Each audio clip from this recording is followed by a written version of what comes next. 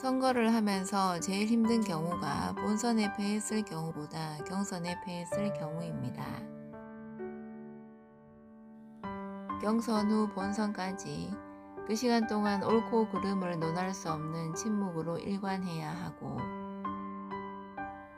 경선 승리자의 선거 지원을 하면서 본선 승리를 위해 견마지로 뛰어야 하기 때문에 참으로 힘들고 곤란한 시간을 보낼 수밖에 없게 됩니다. 그렇지만 정권 교체 대의를 위해 제가 할 수 있는 모든 일 다 하도록 하겠습니다. 대선이 이제 한 달밖에 남지 않았네요. 하루 일과 중 하나는 청년의 꿈, 각본 없는, 꾸밈 없는 순수한 세상에 놀고 가는 편안함을 느끼러 찾아옵니다. 이런 커뮤니티를 만들 생각을 어쩌다 하게 된 겁니까? 너무 좋습니다. 청년의 꿈이 자라는 자리.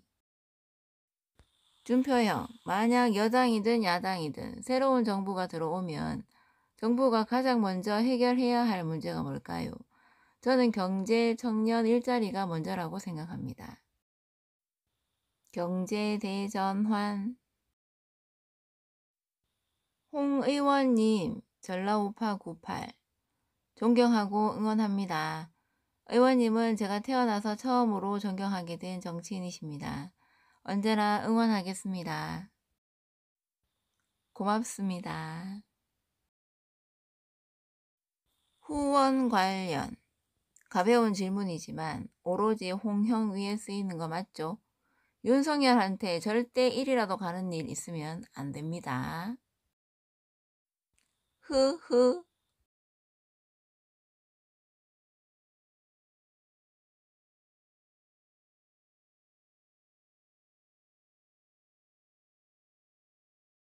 국힘 얘기 좀 또 해보겠습니다.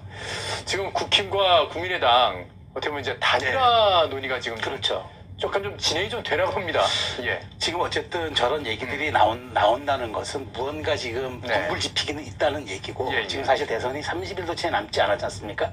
그렇다면 승리 방정식이 단일화라는 건 누구나 공감하고 있지 않습니까? 더더군다나 윤석열 후보가 사자에서도 이길 수 있다, 뭐 그런 자각론이 있다는 것도 저도 인정합니다. 그런데 2, 3%로 만일 이재명 후보를 이겼다, 저는 국정 동력이 없다고 생각합니다. 왜냐하면 오히려 180석을 가진 여당이 아주 석패를 했기 때문에, 그렇다면 본인들이 청문회에서부터 윤석열 정부는 어쩌면 만일 당선된다 하더라도 처음서부터 아주 허니문 기간이 없이 혹독한 국정의 스타트를 끊을 가능성이 매우 높기 때문에, 저는 만일 안철수 후보가 합류해서 어떤 식으로든 야권이 파이를 키운 상태에서 압도적 정권 교체가 된다, 그러니까 이를테면 6대4 이상으로 벌어진다 그러면은 식으로든 야권이 파이를 키운 상태에서 압도적 정권 교체가 된다, 그러니까 이를테면 6대4 이상으로 벌어진다 그러면은 식으로든 야권이 파이를 키운 상태에서 압도적 정권 교체가 된다, 그러니까 이를테면 6대4 이상으로 벌어진다 그러면은 민주당이 그러면 적폐가 됩니다. 기득권이 되면 적폐가 되기 때문에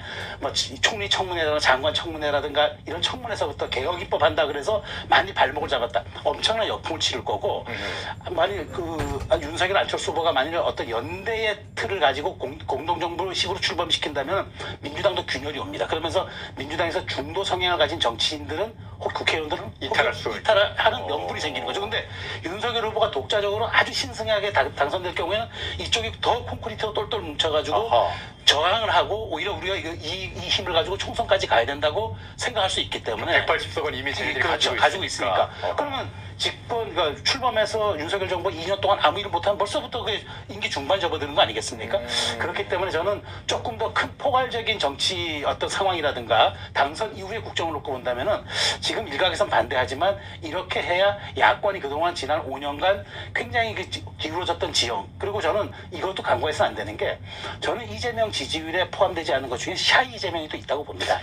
이것도 간과해서는 안 되는 게, 저는 이재명 지지율에 포함되지 않은 것 중에 샤이 이재명이 또 있다고 봅니다.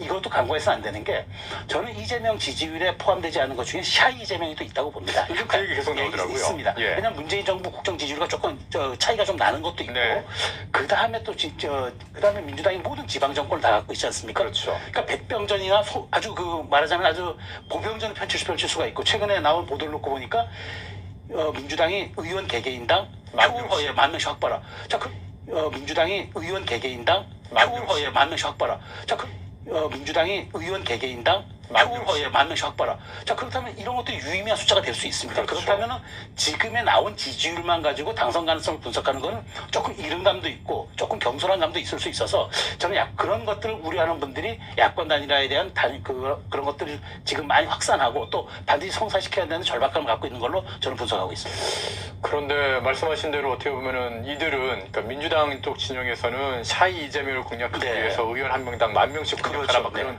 지령을 내리고 있는데 국힘의 이준석 대표는 안철수 후보 없이도 뭐 승리할 수 있다고 생각을 하는지 요즘 이렇게 호남 또 엊그저께는 또 울산 이렇게 가면서 이 지방의 표심을 잡는 데 아주 주력을 하더라고요. 뭐 이준석 대표는 이제 후보는 후보대로 일정을 수행하고 이준석 대표는 바닥을 그냥 바닥을 기면서 그야말로 밑바닥표를 다 흡수하겠다. 전략은 좋습니다. 그런데 과연 호남이 지금 뭐 윤석열 후보 얘기하면 20% 이상 나오는 뭐 여론조사도 있는 것 같은데. 이렇게 나옵니다. 자, 그런데 지난번 박근혜 정부 때 박근혜 대통령이 당선될 때도 그렇게 호남에 공을 들여서 대선 캠페인 첫 일정도 호남에서 시작하고 막 그랬는데 겨우 10% 넘겼습니다. 왜냐하면 호남은 이제까지 다 아시겠지만 전략적 투표를 하는 곳으로 많이 그런 것으로 정치력을 발휘한 그런 지역 아니겠습니까? 그렇기 때문에 또 전략적 투표가 마지막에 간다면 20대 후보들은 윤석열 후보나 야권 후보를 지지한다 하더라도 기본적인 큰 트렌드는 결국 이재명 후보에 갈 가능성이 높아서 지금의 지지율로 그 득표를 환산하는 거는 조금 그건 사실 좀 이른 감도 있고 겸손한 감도 있어서 저는 이준석 대표가 호남에 공을 들이는 건 좋으나 그러나 이걸 가지고 자강론 우리가 사자 선거 구도의 선거 치료도 이길 수 있다는 근거로 삼는 거는 조금 좀 이른 감이 있지 않나 생각합니다. 그 말씀하신 대로라면 지금 뭐 어떻게 보면 호남 지역에서 한 28% 이렇게까지 지금 지지율이 나고 있는데 그 중에서 이게 절반으로 깎인다고 해도 한 15% 정도 남을 거 아닙니까? 말씀하신 대로라면 지금 뭐 어떻게 보면 호남 지역에서 한 28% 이렇게까지 지금 지지율이 나고 있는데 그 중에서 이게 절반으로 깎인다고 해도 한 15% 정도 남을 거 아닙니까?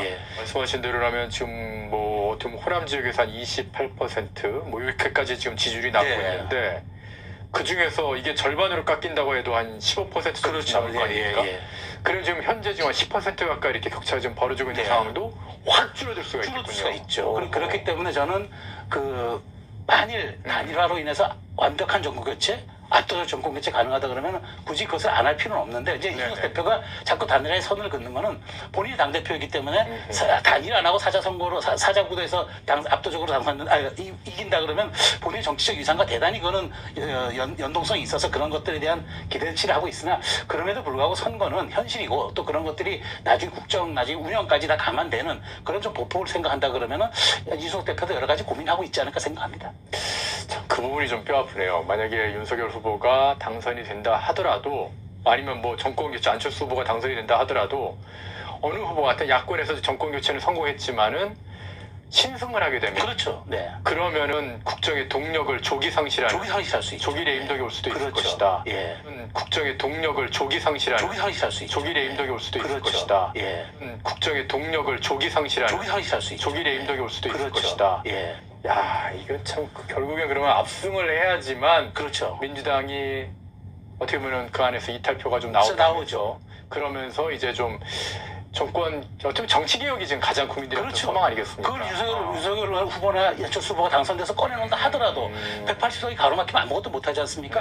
그런 데다가 만일 이 정권 교체 7대3, 6대4가 되면은 만일 민주당이 이런 데 대해서 저항하거나 반대하게 되면은 기득권화 될 뿐더러 적폐 세력이 되는 거죠. 국민의 명령과 국민의 뜻에 반하는 정치 행위를 하기 때문에 그렇게는 그렇게 하지 못하기 위해서는 압도적 정권 교체만이 저는 나중에 정치 지형도 안정화시킬 뿐더러 정치 개혁도 이룰 수 있는 그 동력이 확보된다. 그렇게 근데 이제 또 한 가지 걱정되는 거는 단일화 하는 과정에서 좀 무리하게 하게 되면 감정하면서 표가 이탈하는 단일화를 했는데 1+1은 2가 돼야 되는데 1.5가 나오는 그런 경우가 생길 수가 있거든요. 그래서 어떤 식으로 단일화 하는 게 좋을까요? 지금 뭐 나온 얘기는 뭐 토큰 양보 이런 걸 해야 된다 뭐 해야 하는데 저는 그게 가능할까 저는 그렇게 생각합니다. 두 가지가 있겠죠. 이제 여론조사하는 방식이 있겠고 일단 후보 간 단일화를 하는 방법이 있는데 후보 간 그렇게 말하자면은 어떤 말하자면 결단을 하는 것들은 아주 그 모양새를 잘 정교하고 친밀하게 갖추지 않으면 담합이 될 수도 있고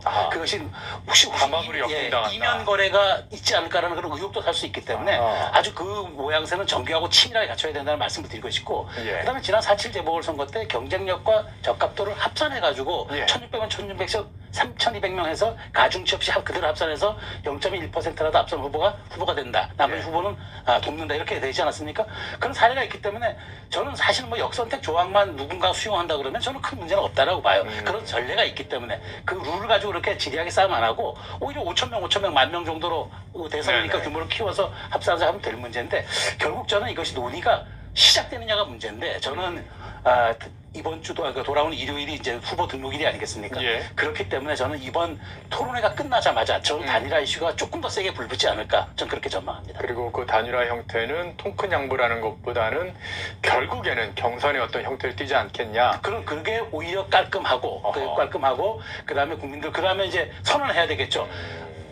당선된 후보는 그 가진 낙선한 후보의 모든 정책을 수용하고 그다음에 또 하나는 낙선한 후보는 그 당선에서 돕고 그다음에 나중에 공동으로 정부를 운영한다 이렇게 선언적인 것을 명시적으로 하면은 그런 것은 뭐 굉장히 시너지가 나는 그런 선언이 되지 않을까 싶습니다. 4.7 재보궐선거에서 오세훈 서울시장이 당선되면서 안철수 진영이 했던 김도식 정무부시장입니다. 정무부시장으로 이렇게 딱 영입한 것처럼 그런 식의 형태도 충분히 가능할 것 같아요. 가능하죠. 그건 선례가 있고 아름답게 끝났고 실제로 굉장히 큰 파괴력을 발휘했던 사례였었으니까 저는 그렇게 좋은 사례가 있는데 굳이 뭐 지금 그 룰 가지고 싸운다? 그건 조금 제가 보기에 그때 한 2주간 싸워서 만든 룰이거든요. 그렇기 때문에 그걸 잘 준용하면 되지 않을까 싶기도 합니다. 알겠습니다.